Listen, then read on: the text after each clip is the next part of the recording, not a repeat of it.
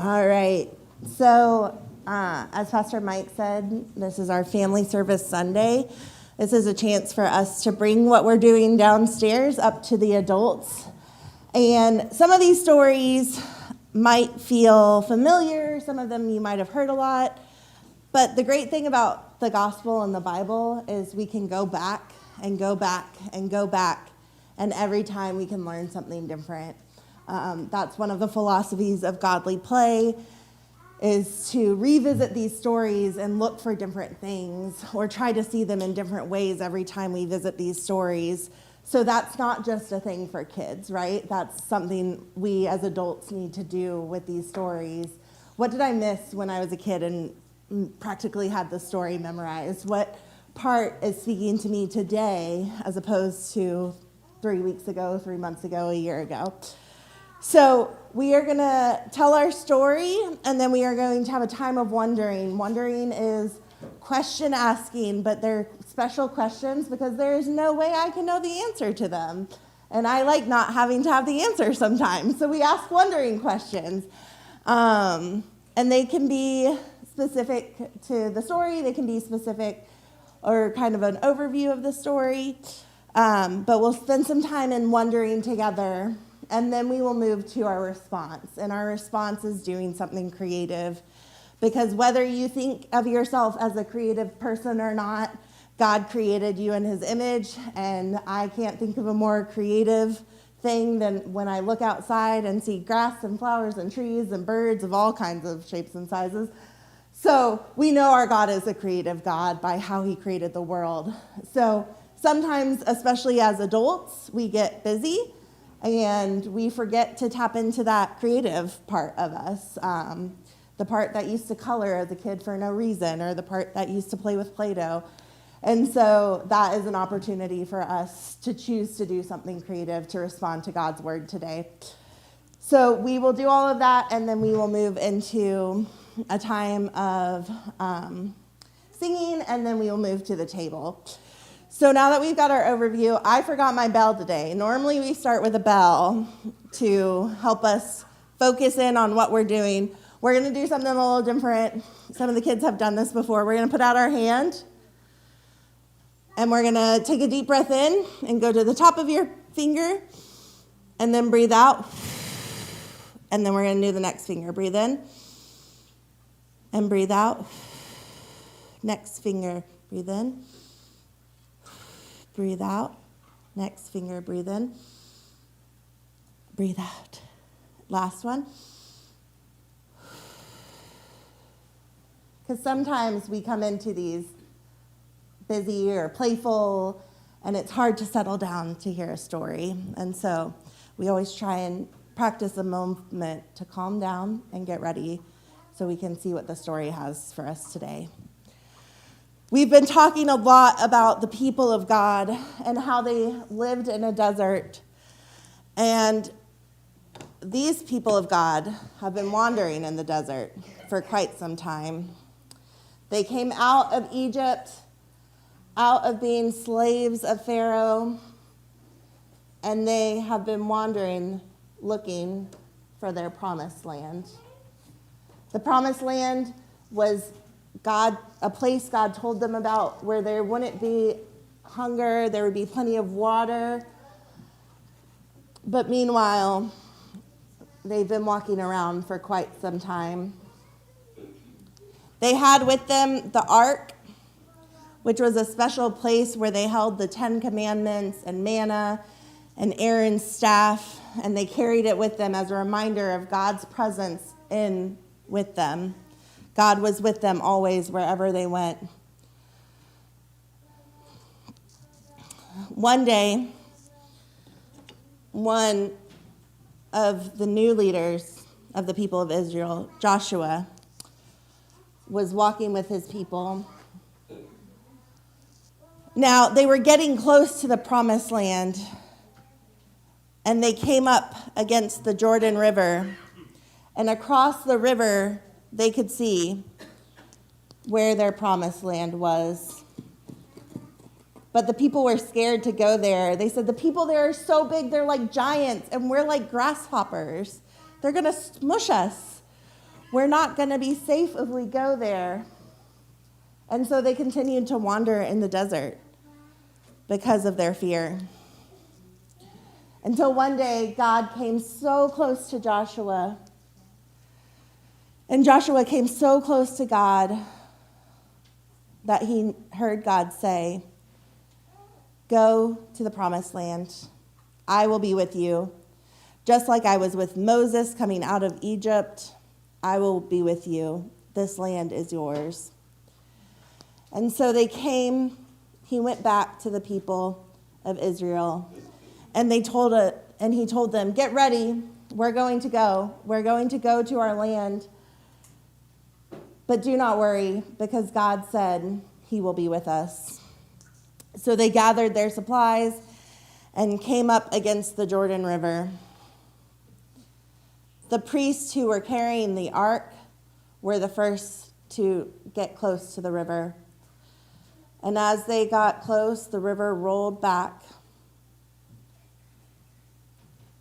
and they were able to pass through. And all the other people of Israel came through the river, and they were safe. And they had made it to the other side, and they were even closer to the land that was promised to them.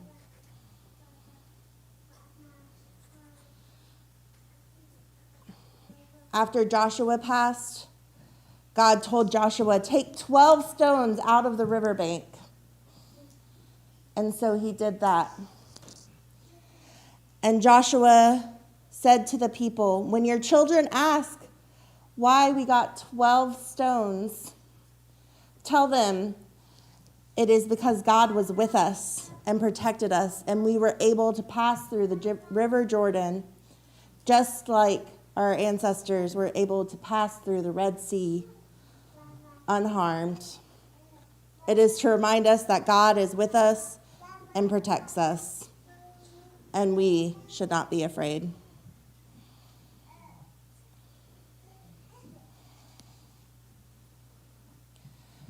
And so they passed, and they were safe, and they were getting ready to go into the city and make the promised land their own. Many things happened after this story. 2 spies were sent into the city where a woman protected them and sent them back to tell of all the things that were happening in the city. There was a great battle, and walls came tumbling down. Kings in the city became afraid of the people of God because they heard about what had happened with the River Jordan. And eventually, the people of God were able to move into the promised land that they had been searching and waiting and hoping for 40 years. And they were able to bring the stones with them to remember that God was with them.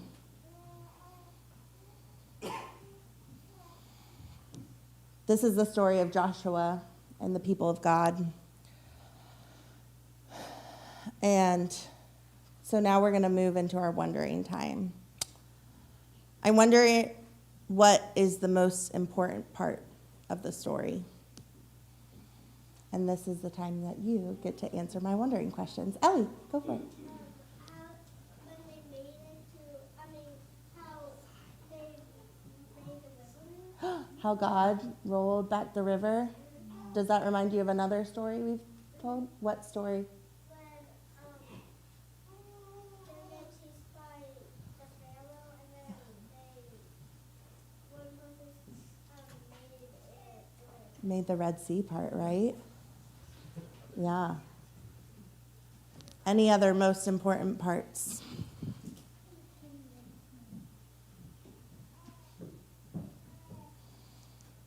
Zoe, you think the stones are important? Sometimes we need tangible things to remember things. sometimes it helps to have something you can see and touch and feel and be reminded of promises of God. I wonder how the people of God felt going through the river of Jordan.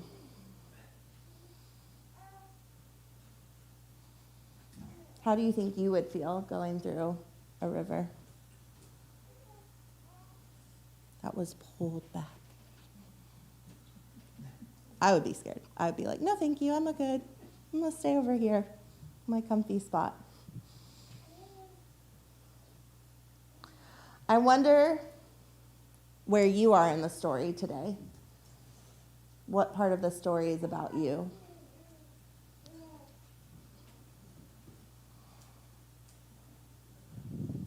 This one can kind of be a hard one sometimes. Zoe.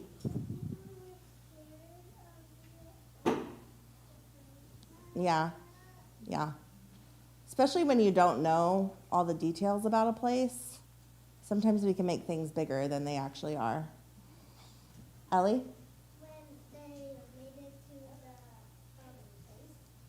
When they made it over here? You're over here in the promised land, having a good time?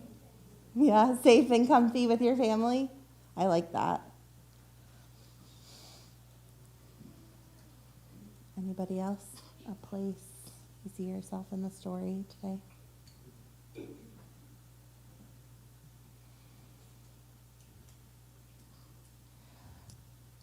The next question is one of our favorites downstairs.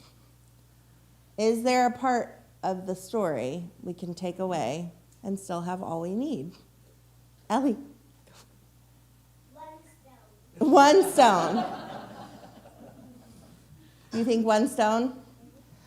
Do you know, have we heard about 12, the number 12 before in some of our stories? Yeah. Zoe, do you remember where the number 12 comes in? 12 disciples? Ooh, that's further, but I like that. Because we do hear about 12 disciples in the New Testament. Is there anywhere else? We'll let the adults answer if we can't come up with the answer. Zoe? Oh, maybe there were 12 people. Any adults can think of 12 things, 12 people? Pardon? 12 tribes of Israel. So Jacob had many sons that became the family of God, and there were 12 tribes, 12 sons of Israel, because Jacob was also called Israel. So 12, it's a good noticing. We like to notice numbers in the Bible because they tend to show up more than just one time if you're looking for patterns. Zoe, what? 12 sons, yeah, the 12 sons of Jacob. All right. And then our last question. I wonder, I just lost it. Most important. Does anybody remember our last question? Most important, where you are? I think I blended two together because where you are in the story and what part of the story is about you are two different questions. That's my bad. So that's our wondering time. Now we get to come to creative time. Zoe's very excited because I finally got air dry clay back.